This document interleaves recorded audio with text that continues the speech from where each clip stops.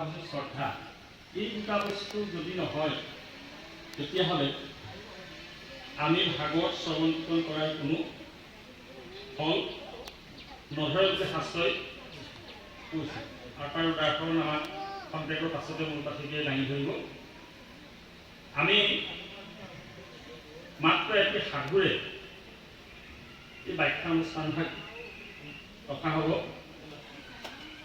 কাহিনীটো হৈছে কলিযুগৰ। এজন চোৰ আছিল। সেই চোৰজনে প্ৰতিদিনাই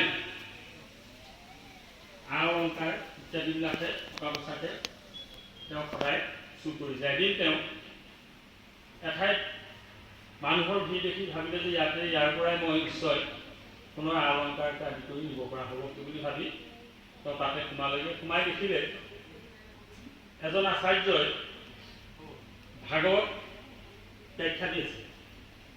আৰু তাত এনেকুৱা সময়ত ভাগৱত ব্যাখ্যা দিছে ইমান ধুনীয়াকৈ যে ভগৱন্তৰ যিটো কৃষ্ণৰ যিটো ৰূপ সেই ৰূপটো বৰ্ণনা কৰি আছে। আৰু কৈ থাকোঁতে কৈছে যে ভগৱন্তৰ ইমান এটা সুন্দৰ ৰূপত তেওঁ শিৰত বোলে এখন কপালি পিন্ধে, সেইখনো সোণৰ, ডিঙিত গলপতা পিন্ধে, সেইভাগো সোণৰ, হাতত বোলে বালা পিন্ধে, সেইপাতো সোণৰ, আৰু ভৰিত বোলে নুপুৰ পিন্ধে, কপালত পিন্ধি বোলে সমস্তখিনি সোণৰ।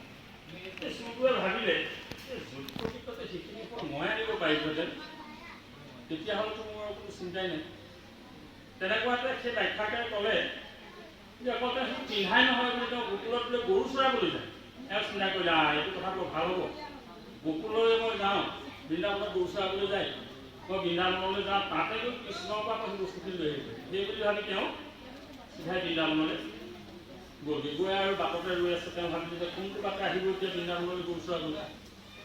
তেওঁ ভাবিলে যে সোঁমাজৰ যিটো পথ সেইটোতে ৰং নিশ্চয় কৃষ্ণ ইফালে গৰু চৰাবলৈ আহিব। এদিন দুদিন তিনিদিন এনেকৈ গৈ থাকিলে কৃষ্ণ অহাৰ কাৰণে আহিব বুলি ভাবি তেওঁ খাবলৈও নিযাবগৈ। থাকে গৈ আৰু সন্ধ্যা লাগিলে যমুনাতে অকণমান পানী খাই আহে, ফল মূল কিবা এটা পালে খায়। তেওঁ মানে ইমানেই কৃষ্ণক বিলীন হ'ল যে হে কৃষ্ণ তুমি আহা আকৌ, তুমি আহা আকৌ, তোমাৰ কাৰণে ৰৈ আছোঁ মই। এই কওঁতে কওঁতে কৃষ্ণই মানে ভাবিলে যে এওঁ যেতিয়া গোটেই মন প্ৰাণ মোৰ অৰ্পণ কৰি দিলে গতিকে মই যোৱা হ'ল। সেই বুলি ভাবি তেওঁ গৰু কেইটামান লৈ ৰাতিপুৱাই সেই কথা আহিলে। দেখিলে মই ভাবি থকা নাই দেখোন এইজন। সেই তেওঁ মুখাৰ পাতে লাহেকৈ দাঙি আনি পেলাই ভাবি মাজত সোমাই কৃষ্ণই কি কোৱা বোলে নহয়, কি কৰিব বোলে তোমাৰ বস্তুখিনি মোক দিব লাগিব, যদি লাগে তুমি লৈ যোৱা, মোক এই দিয়া বোলে নহয় তুমি কি জানিব। সেই পুনৰ সমস্ত বস্তুখিনি তেওঁক দি দিলে। কৃষ্ণক এৰি দিলে তেওঁ লাহেকৈ ঘৰলৈ আহিলে। ঘৰলৈ আহোঁতে বাটত ভাবিলে যে যিজন গুৰুৱে মোক ইমান এটা ডাঙৰ উপকাৰ কৰি মই তাৰে এটা অংশ তেওঁক দিব লাগিব। চুৰ হ'লেতো মনত এটা ভাল ভাৱ আছে। সেই ভাবি তেওঁ মানে ঘৰতে অলপমান হৈ এই হাতৰ টুকুৰাত খাৰুকে নি আকৌ দেখিলে যাতে ভাগত ব্যাখ্যা এটা বহি আছে। ভাগত শেষ হ'ল, ব্যাখ্যা বাকীখিনি গুচি গ'ল। তেওঁ বহি থকা দেখিলে যে তোমাৰ কি হ'ল? নহয় মই আপোনাক বোলে বিশেষ এটা কথা বোলে, কাৰণ আপুনি এদিন বৰ ধুনীয়া এটা উপদেশ দিছিলে বোলে কৃষ্ণৰ ৰূপটো এনেকুৱা, কৃষ্ণই বোলে সোণৰ অলংকাৰ পিন্ধে, গোকুলৰ পৰা বৃন্দাবনত গৰু চৰাবলৈ যায়, মই কথাটো শুনিবলৈ গৰুৱা গৈ কৃষ্ণক ধৰি এই বস্তুখিনি বোলে লৈছোঁ বোলে, তই মোক সহায় বোলে। মই এতিয়া কলিযুগৰ ভাগত ব্যাখ্যা দিছোঁ, তেওঁ হৈছে দাপৰ যুগ। দাপৰ যুগত কৃষ্ণ কৰি গ'লে বোলে হয় মই এইটো বস্তু এইখিনি মই মিছাকৈ কোৱা নাই নহয়, কাৰণ তুমি দিয়াৰ বৈঠকৰ কাৰণে মই এইখিনি ক'লোঁ। তই বোলে সঁচাকৈ ক'ৰবাৰ পৰা চুৰ কৰি আনি মোক বন্ধা পাতি কৰিছোঁ নহয়, মই যি কৈছোঁ তুমি যেনেকৈ কৈছা মই তেনেকৈ কৰিছোঁ। তই দেখুৱাব পাৰিবলৈ পাৰিম গ'ল। এতিয়া দুইটাই আকৌ বৃন্দাবনলৈ গতি কৰিলে। এতিয়া কৃষ্ণ নাহে। এওঁ যেতিয়া বাক্য দিছে যে তেওঁ কৃষ্ণ আহিব মই পাওঁ, সদায় এইটো বাটে আহিছে। চোৱা এইবোৰ গৰুটো যিটো কৃষ্ণ পূজা দেখিছে হয়। দুদিন গ'ল, তিনিদিন গ'ল, থাকোঁতে থাকে অকল তই যদি আজি যদি কৃষ্ণক আনিব নোৱাৰ কালিলৈ, মই আজি কালিলৈ ৰাতিপুৱাই যাম, হ'ব মই আহিব। তেওঁ সেই কি কৰিলে তেতিয়া মনতে খুব কৃষ্ণ দেখে, কৃষ্ণ তুমি আহা আকৌ, মই এওঁ বাক্য দিলোঁ নহয়, মই তোমাৰ পৰা চুৰ কৰা বস্তুকেইটা কিন্তু মই এতিয়া এওঁ তোমাৰ পৰাই নিছোঁ বুলি ক'লোঁ, মোৰ এতিয়া বনাম আকৌ, তুমি আহা কৈ থাকোঁতে ৰাতিপুৱা সেই আগৰ দেখে কৃষ্ণ গৰু দুটামান লৈ খেদাই আহোঁতে আৰু সবকৈ দেখি পেলাই এতিয়া খোৱা কৰিবলৈ যাওঁতে তাতে অন্তৰ্ধান হয়।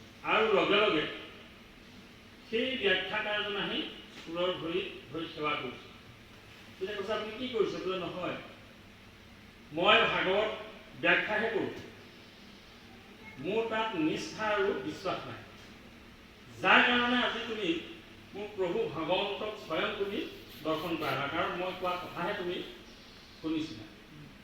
গতিকে এই ভাগৱত শাস্ত্ৰ নিষ্ঠাৰ যেতিয়ালৈকে আমাৰ শ্ৰদ্ধা বিশ্বাস নহ'ব তেতিয়ালৈকে আমি এই ভাগৱত শ্ৰৱণ কীৰ্তন কৰাৰ কোনো ফল নধৰিব বুলি শাস্ত্ৰই আমাক উদাহৰণ দিছে।